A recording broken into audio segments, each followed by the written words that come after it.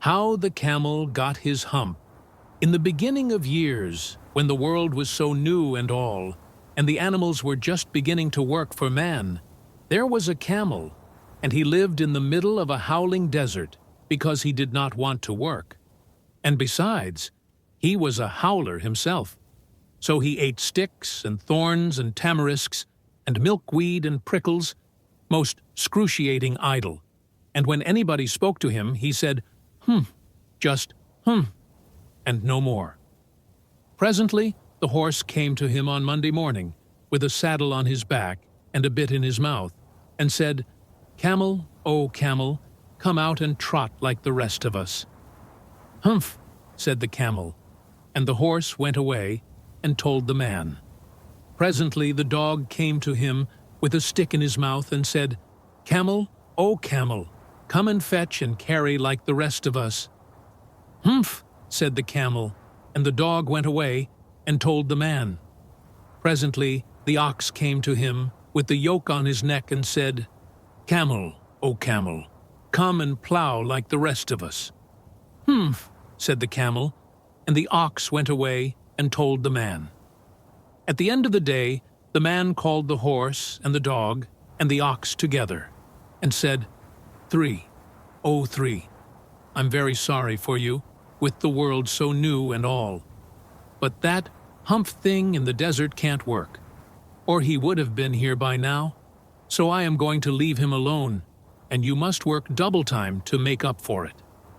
That made the three very angry, with the world so new and all, and they held a palaver, and an indaba, and a punchayet, and a powwow on the edge of the desert. And the camel came chewing on milkweed most excruciating idle, and laughed at them. Then he said, "Humph," and went away again. Presently there came along the jinn in charge of all deserts, rolling in a cloud of dust. Jinns always travel that way because it is magic, and he stopped to palaver and pow-pow with the three. "Jinn of all deserts," said the horse, "is it right for anyone to be idle, with the world so new and all?" "Certainly not," said the jinn. "Well," said the horse, "there's a thing in the middle of your howling desert, and he's a howler himself, with a long neck and long legs, and he hasn't done a stroke of work since Monday morning. He won't trot." "Whew," said the jinn, whistling, "that's my camel, for all the gold in Arabia.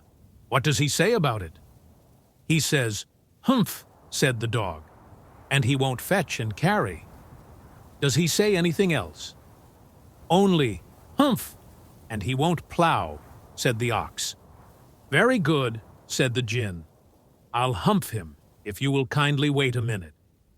The jinn rolled himself up in his dust cloak and took a bearing across the desert, and found the camel most excruciatingly idle, looking at his own reflection in a pool of water. "My long and bubbling friend," said the jinn, "what's this I hear of your doing no work, with the world so new and all?" Said the camel. The jinn sat down, with his chin in his hand, and began to think a great magic, while the camel looked at his own reflection in the pool of water. "You've given the three extra work ever since Monday morning, all on account of your excruciating idleness," said the jinn, and he went on thinking magics with his chin in his hand. "Humph," said the camel. "I shouldn't say that again if I were you," said the jinn. "You might say it once too often. Bubbles, I want you to work." And the camel said, "Humph," again. But no sooner had he said it than he saw his back, that he was so proud of, puffing up into a great big lolloping humph. "Do you see that?" said the jinn. "That's your very own humph that you've brought upon your very own self by not working. Today is Thursday, and you've done no work since Monday, when the work began. Now you are going to work." "How can I?" said the camel, "with this humph on my back?" "That's made a purpose," said the jinn. all because you missed those 3 days. You will be able to work now for 3 days without eating, because you can live on your hump. And don't you ever say, "I never did anything for you." Come out of the desert and go to the 3 and behave. Humph yourself. And the camel humphed himself, humph and all, and went away to join the 3. And from that day to this, the camel always wears a humph. We call it hump now, not to hurt his feelings.